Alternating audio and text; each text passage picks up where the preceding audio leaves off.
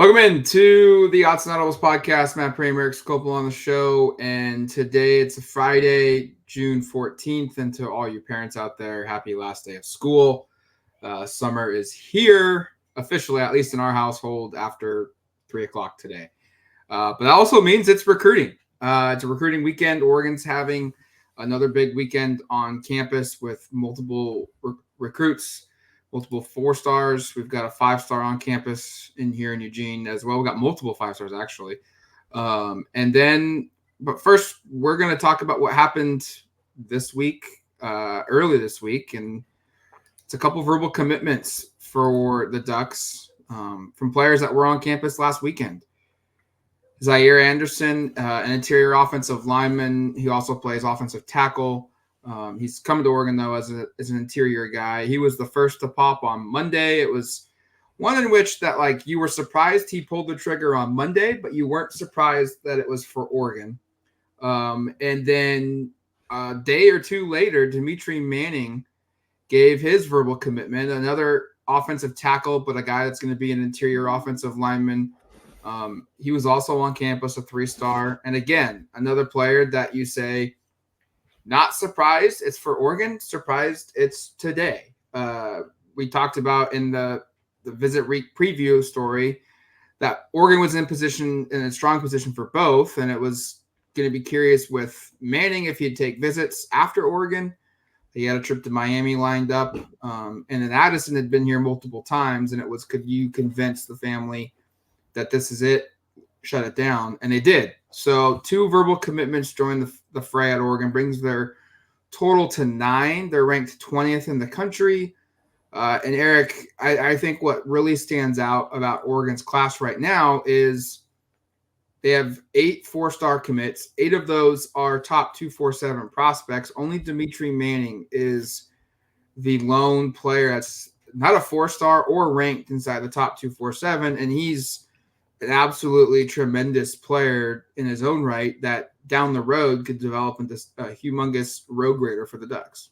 Yeah, Demetri's really holding the class down. It's really a bummer. No, but I love this kid's tape, and I really like both of these prospects from an offensive line perspective. Malik Terry getting it done here. I know some want to see a 5-star commitment, wake me up when we get a top 50 kid or something like that, but these are really intriguing young players, and offensive line in general is a position, to me at least, where I go, sometimes the rankings aren't super accurate, right? Because it's a tough one because it's projecting physical attributes with kind of the right mentality, with fundamental development, and sometimes not everybody's working on the same pace, and so a player like a Manning, I look at and say he could be a starting offensive guard.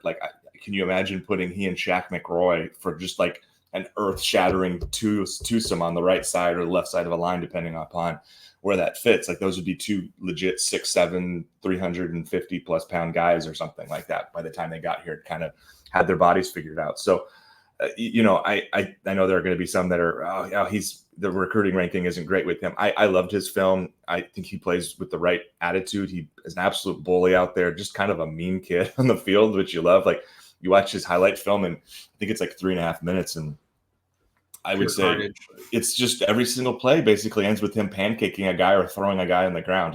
He is absolutely resilient in terms of he just wants to put his opposition on their ass every play. And, I wrote in my film review, he reminds me of kind of like a Stephen Jones with a mean streak. He's got that same kind of size and physicality, but I think he plays just angry, and he plays, like I said, kind of like a bully. He pushes guys around. He makes sure that people end up on their butt. And yeah, it's Washington high school football. It's not, Division I, and there's going to be much larger challenges in terms of playing that sort of a style when he gets here. But you can see kind of what the idea is with him in terms of big road grader, kind of like Georgia a couple of years ago, where they've had a Marius Mims and some of these big physical 6'7", 330 pound plus guys. That's sort of the body type and the skill set here with Manning. And Addison, I kind of liken to a Johnny Cornelius. I know, I'd be curious to see if he's a tackle or if he's a guard. It kind of seems like with the leak that, he's kind of got a type for, I think he likes kind of these athletic, nimble tackles and these kind of big, broad, I don't want to say lumbering, but maybe not quite as twitchy guards.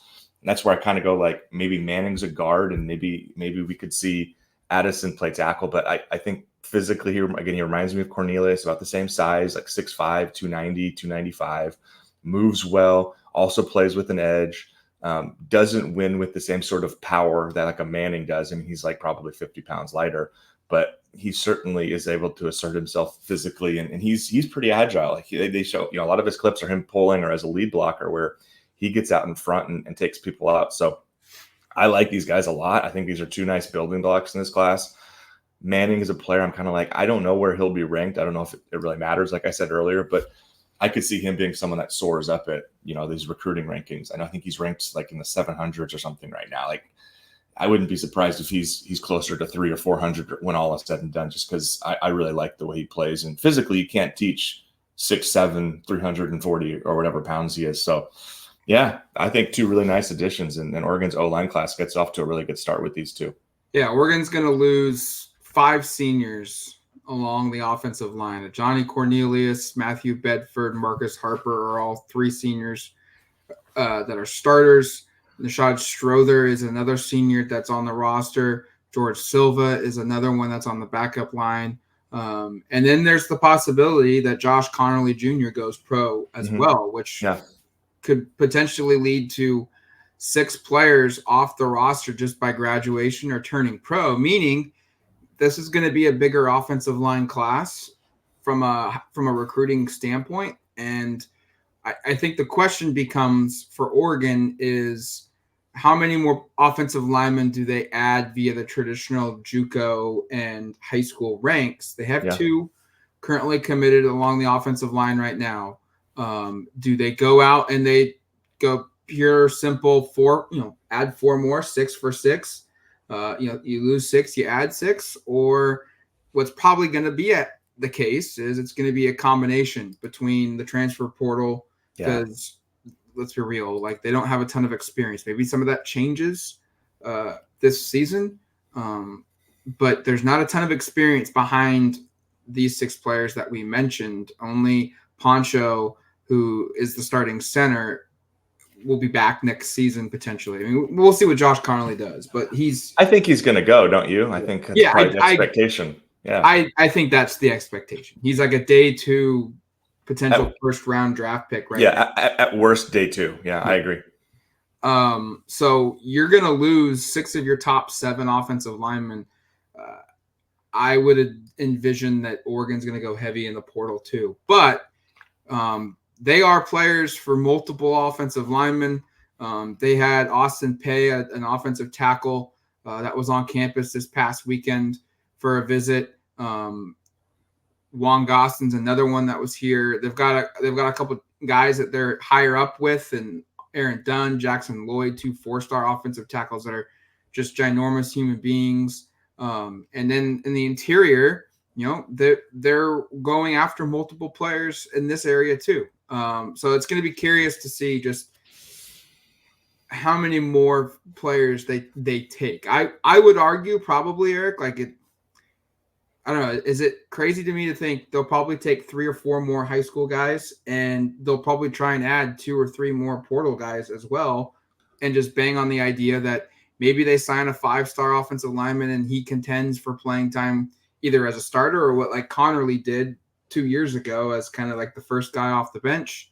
And then you bank on the fact that like a Kawika Rogers, or maybe a Dave Ayuli, can really push their way into the lineup and be ready. Or maybe a guy like Shaq McRoy develops fast enough and as a redshirt freshman or a sophomore in 2 seasons is ready to play as well. Yeah, I think almost every class you want to take 4 or 5 offensive linemen, and this class it feels especially pertinent. And I'm with you. I think you probably take at least 1 tackle through the portal, and if whether it's McRoy or Rogers or somebody who's not on our radar right now develops and looks like they're like going to be a player for 2025, then maybe you only take 1. But I could see you taking 2 offensive tackles. I could see them taking 3 or 4 offensive linemen in the portal. It's way too early to really assess that because we have to see kind of what this year's rotation looks like. And, they could theoretically like redshirt George Silva and keep him around. They could find ways to get creative with some of this stuff. But, yeah, this is a position with a lot of urgency for the 2025 offseason. I'll be curious there. And then again, like you kind of said, you look at the last 3 years, and first it was JPJ was kind of like the sixth guy off the first offensive lineman off the bench as a true freshman.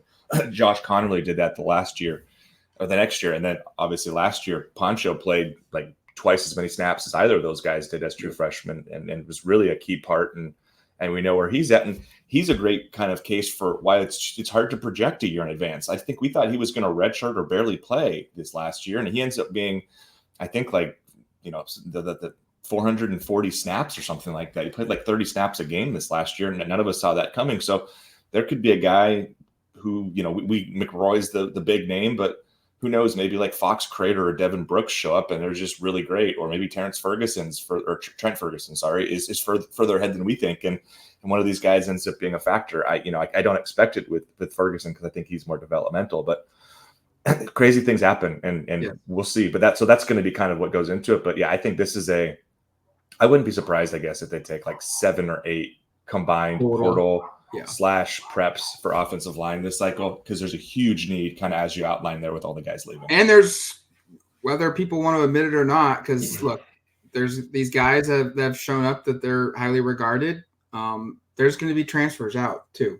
And the nature of the beast is Oregon's probably going to push a couple of those guys out because they need the spots, they need to reload. But yeah, we'll be tracking it. It looks like they could be adding 3 to 5 more offensive linemen. Yeah, I think via high school ranks, and then they go for the portal once it opens up, and we see what the market looks like from a talent perspective. All right, let's move to this weekend, where Oregon's got a loaded visitor list. 10 names that we've confirmed are going to be on campus. Some of them are already here, and have let us know that they're already here. I think the biggest one is one that's committed to Ohio State, and that's Naeem Offord.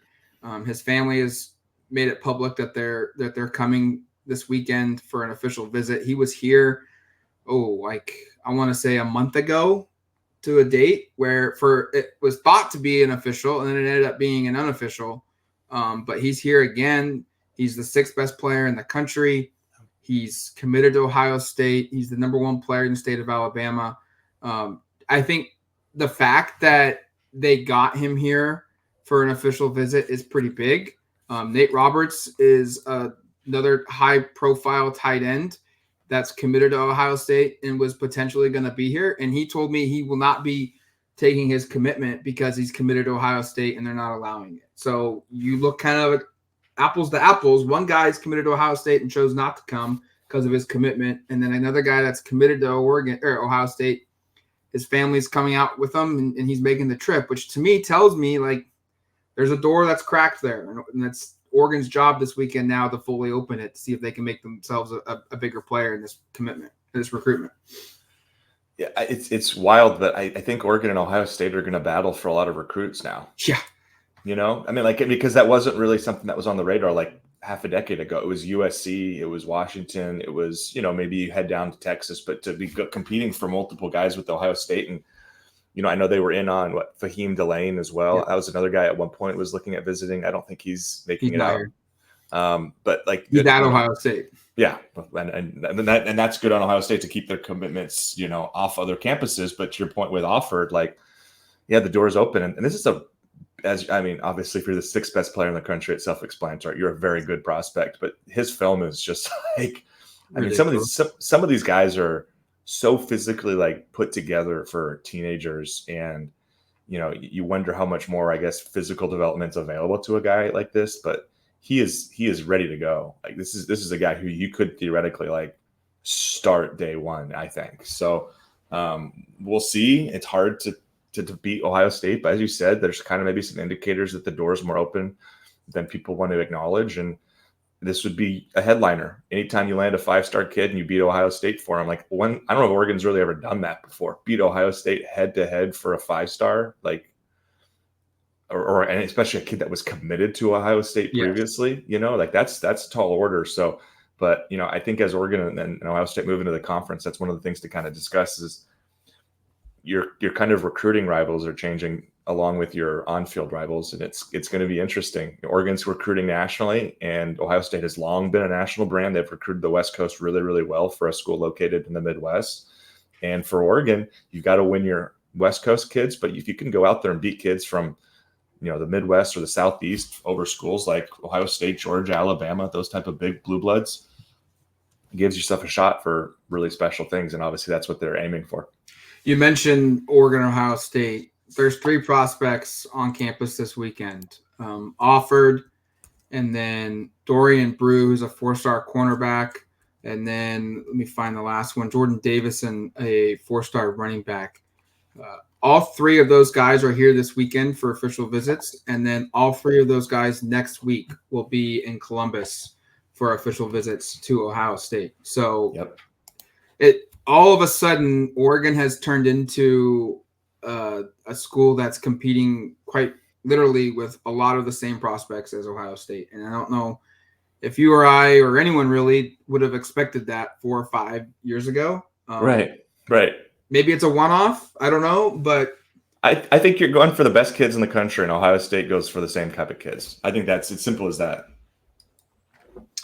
Another player, another 5-star on campus this weekend, Lincoln Cure. He let me know he's super excited to get here. He's a tight end out of the state of Kansas, the number 2 player in Kansas, which is pretty crazy because he's a 5-star. Kansas is not a hotbed for recruiting, and which is even more ironic is Prehm is the number 1 player in the state of Kansas, and he is also a tight end, and he was here last weekend for an official visit. I think it was last weekend. I think he's coming next weekend. Yeah, next weekend. There's so many guys coming through. Yeah. But he's seen Kansas, he's seen Texas A&M, and the next weekend after his trip to Eugene this week, he'll see Kansas State. And this is just another one where I think Oregon is in a really good spot to land Prehm or Cure. I would assume they would take both. You would not turn away either player, especially at this time where there's plenty of room.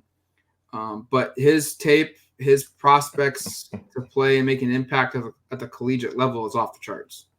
I mean, go watch his first 2 or 3 catches. He just drags and I know it's hard because I'm not super familiar with like the caliber of football we're playing in Kansas there. To your point, I imagine there's not like 5 D1 guys on the field trying to tackle him. So he's probably dragging and running over a bunch of kids who aren't going to play D1 football. Right. But regardless, he just flat out embarrasses a bunch of players on the field. He's a total stud, runs really well. Kind of similar to some of these, kids Oregon's land recently where he does some stuff inline, but they flex him out a lot. And you understand why you do that, especially at the high school level when he's all of 6'5", 6'6", and he runs really, really well. A lot of like I said, there are stuff where he's, competing through traffic and making contested catches and running over guys, but also stuff where he's running away from defensive backs. Yeah. So, this is a kid who I really think, Matt or Jared and I on our Wednesday podcast, we talked a little bit about tight end recruits, and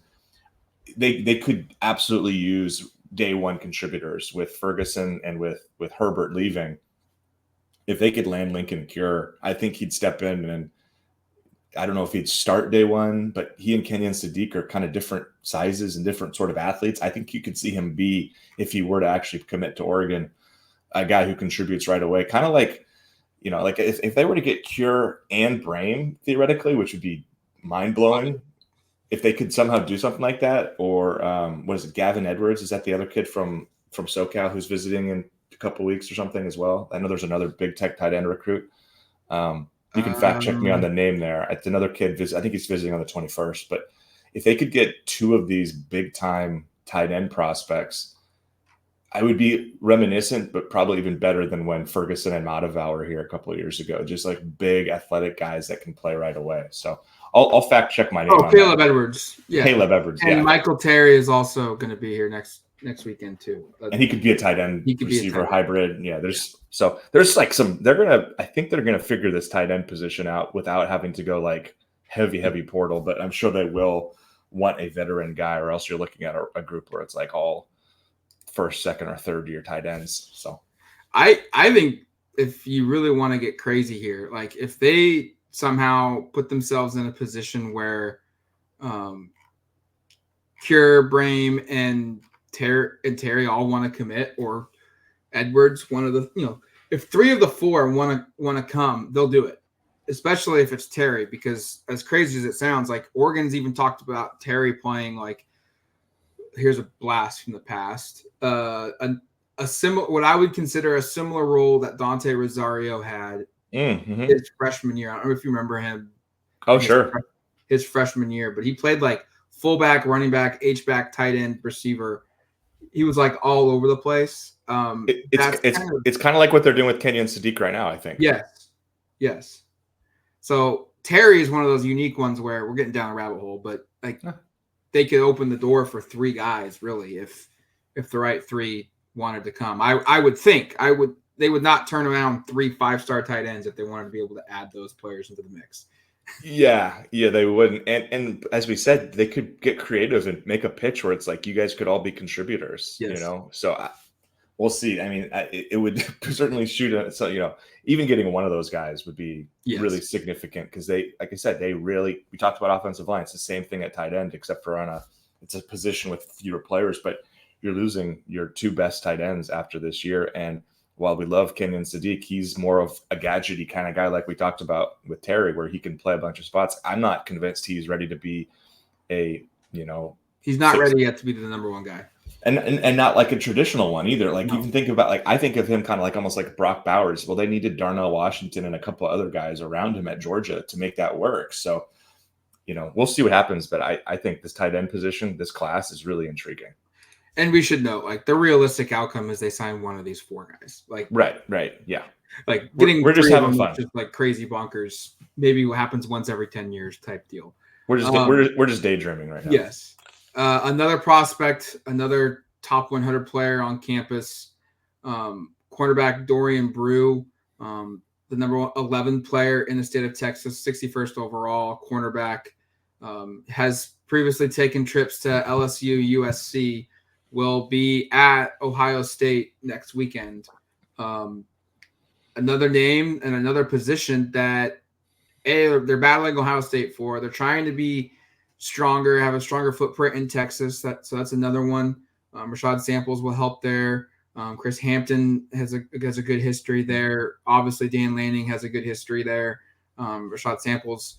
And then this is just another one where, like, from a positional standpoint, like, they need corners because they're going to see another wave of guys either graduate or turn pro after this season. And there's going to be an opportunity for someone like Brew to show up and push his way into the lineup, whether it's a starter or a rotation piece.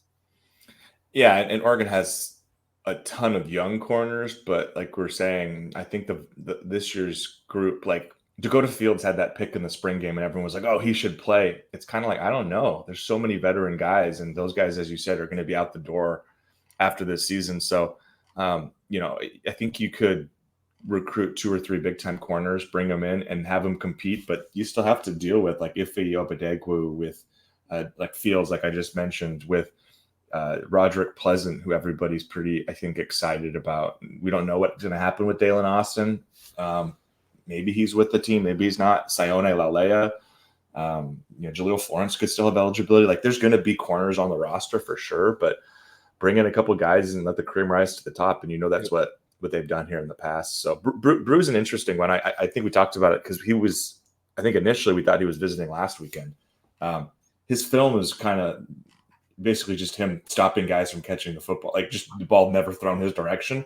So I was like, it's hard for me to have a really great sense of what he does other than, like, yeah, he locks his guy down. He doesn't get the ball, which I guess if that's the position you're playing, that's kind of an important component of it. Another bigger name that's been super excited to be on campus. I think he posted like a very viral video of him and Dan Lanning driving in a Jeep convertible that's top on back in the spring when Lanning made a stop down in the SoCal area. That's Noah McHale, a 6'3" linebacker, another top 100 player. He's a top 10 player at the linebacker position. He's a top 5 player in California. He was at USC earlier this recruiting season, and then will be at Texas A&M next weekend. But this is one that I think there's an opportunity here where if you're going to look at guys that say hey, who could maybe pop shortly after their visit to Oregon. I'm not saying it's going to happen, but a lot like Addison and Manning, Mikhail has been on campus multiple times. He's very interested in Oregon. He's got a really good relationship with Oregon's coaching staff, top to bottom. If this visit goes well this weekend, it wouldn't be the biggest surprise in the world that Mikhail all of a sudden cancels the A&M visit or just doesn't even tell anybody that he is and just announces a verbal commitment to Oregon sometime next week. I think there are strategies involved. I think it's not a coincidence that Oregon had back-to-back days of verbal commitments last weekend with Addison and Manning to kind of get the ball rolling a little bit. This would be one that I would circle and saying hey, if things go well, it's we're not hearing any of this, but it's not out of the realm of possibility that he leaves or shortly after he leaves, he's a Doug.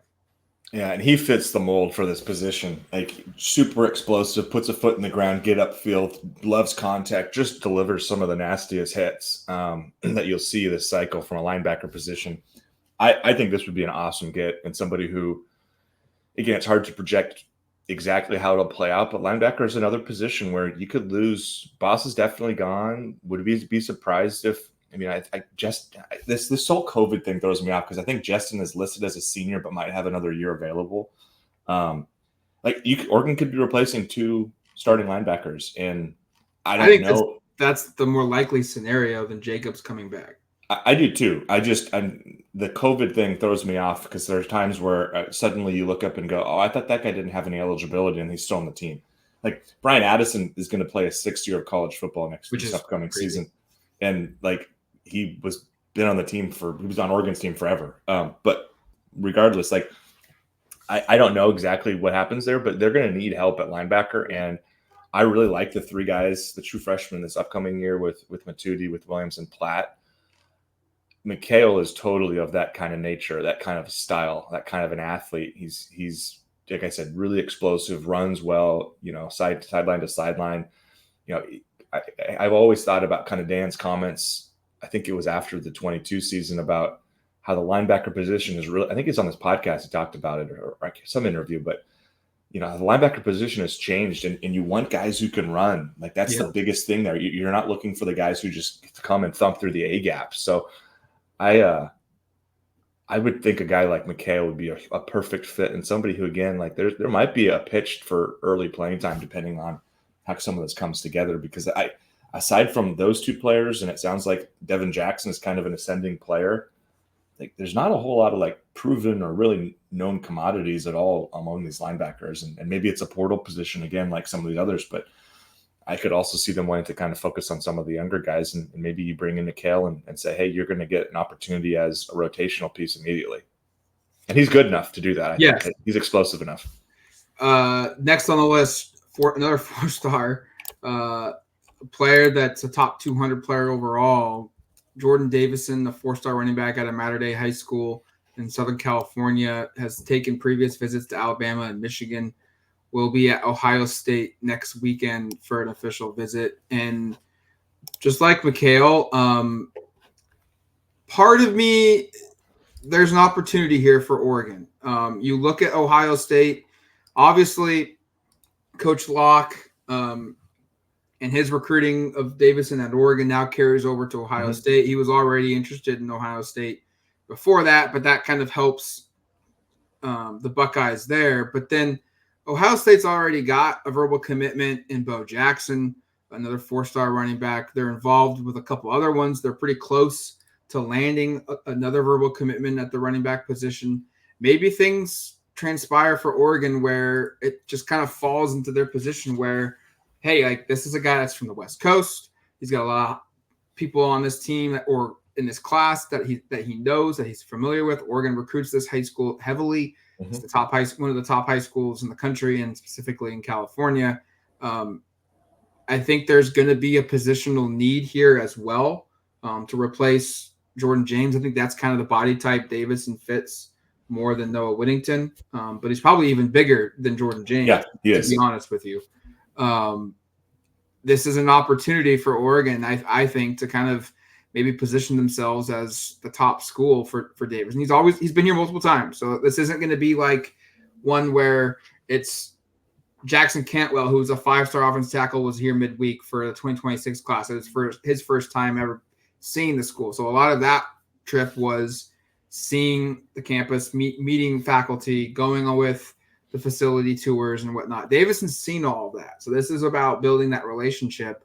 And we'll see what happens. But he's another one that could be a game changer at the next level, whether it's as a true freshman or in a year or so. But I think you've seen his film more recently than I have. But he's someone that could probably play right away if needed. 6 foot 225. That fits the bill right away. I mean, to already be basically your biggest running back. And I think the cool thing about the way Oregon has built the running back rooms over the last couple of years is just the different types of body types and skill sets. And, they have D'Haire Hill in this class who, I don't know if we've talked in this podcast. I love that kid's film. It's like some of the most dynamic film I've ever seen for a running back. I know it's, I think, lower level high school football he's playing but it's like a 7-minute highlight film, and all Hill does is score touchdowns. Like none of the plays end with him being. I think like one play where he breaks like 5 tackles ends with him being pushed out of bounds, but like it's just exclusively touchdowns. The fact that you could pair a home run hitter like that with a player like Davison, who is, your prototypical between the tackles runner, a guy that Michigan always seems to have, or Ohio State has had in the past, just. Or Wisconsin, you think of like Monty Ball, like these big bruising Melvin Gordon, these big bruising running backs. He's I don't think quite as explosive as maybe I expected just watching a little bit, but he certainly packs a punch. And if you're 225 pounds, you're gonna be a hard person to bring down. So I would be really intrigued if that's the way this class goes. If they get Hill and then they also land Davison, those are just two really different types of athletes that you could fit together and who could fill very different roles in a running back backfield. And as we said, Oregon likes to have 3 or 4 guys they play, and they like to have those guys all play kind of different roles. So this would totally be kind of in line with that sort of thinking, I think. Another linebacker, Gavin Nix, comes all the way from the state of Florida, IMG Academy. Previously visited Miami, has a future visit to Florida State next weekend. 6 foot, 225 pounds, a top 100 player in the country, 11th best linebacker in the country. This is when it's difficult to get a feel for. He's been to other places already. It's his opportunity. It's Oregon's opportunity to kind of showcase what Oregon is, and it's so hard to get excited about players that come from so far away, and this is about as far as you can get from Oregon. But it's Oregon's opportunity. He's a talented player, and we've seen Oregon go into Florida before. They did it last weekend with Ziyare Addison committing.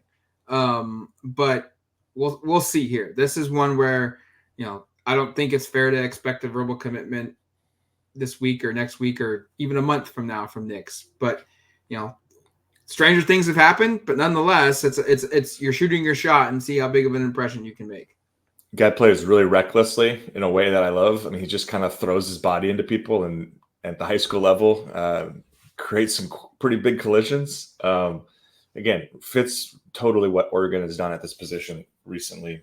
Kind of same mold as McHale or Matudi, where he's big, he's physical, and like I said, it's not quite Justin Flo. Remember Justin Flo's highlight tape where it was just like he was just out there just destroying people? Yeah, there's just like you look around, there's just people strewn across the ground, and there's pads, not connected to bodies and stuff. It's not quite that vicious, but he plays in a way that is sort of like kind of that enforcer type role, like maybe in hockey or something, where he's out there to send a message. So I don't know where Oregon is in the recruitment, Matt, but this would be a guy who would be very fun to watch in an Oregon jersey. I'll put it that way, especially if some of that translates and he can harness that. I mean, when Flo was here, obviously it was a really disappointing Justin Flo career, but there was also the parts where like he would just get really stupid 15-yard penalties for hitting people he shouldn't be hitting.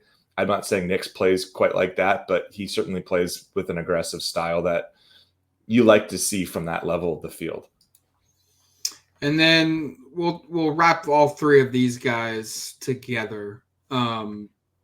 Oregon's going to have 3 other 3-star prospects on campus. So Marion Robinson, a 3-star from Arkansas, and then they will also have 3-star defensive lineman Trajan Odom from North Carolina, and then 3-star defensive lineman Josiah Sharma from California.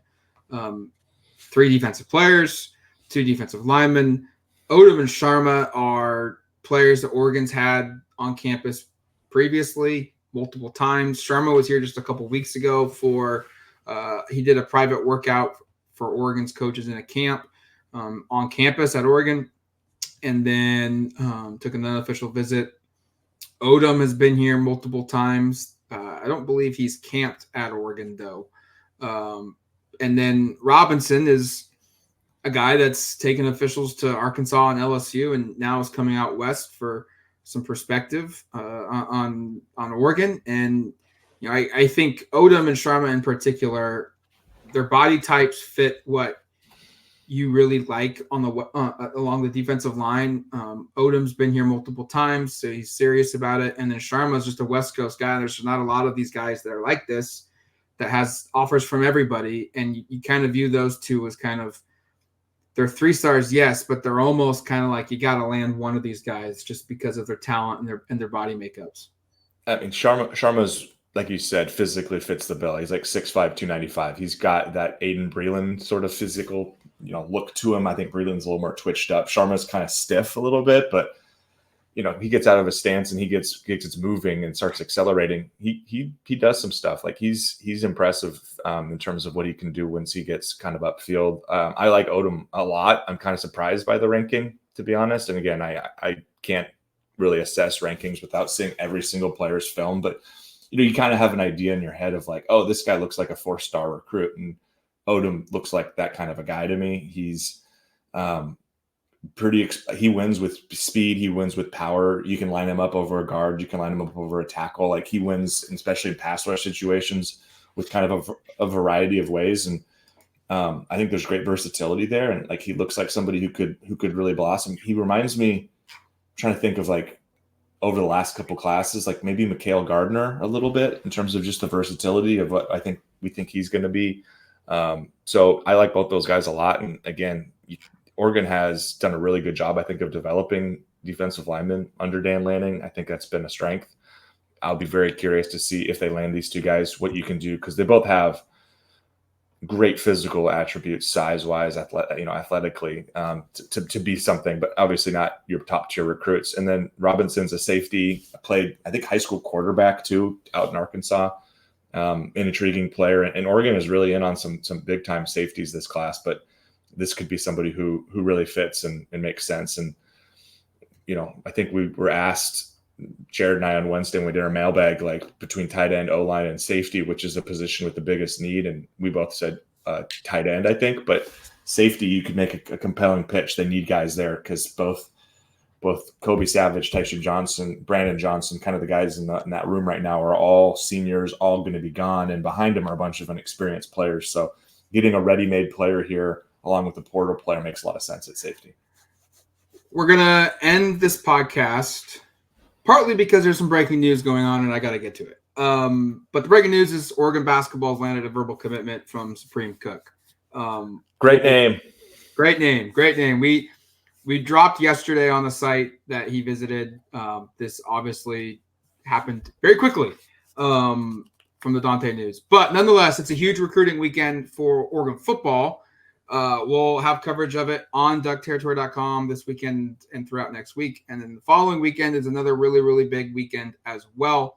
And then I suggest that you go to duckterritory.com shortly for more information on this Prehm Cook commitment. And we'll probably have to address the Dante news and now the Cook news and the Jamari Phillips news for the basketball team down the road as well. So we'll get going with that for a podcast probably next week as well. But until the next one, you've been listening to the Autzen Audibles Podcast.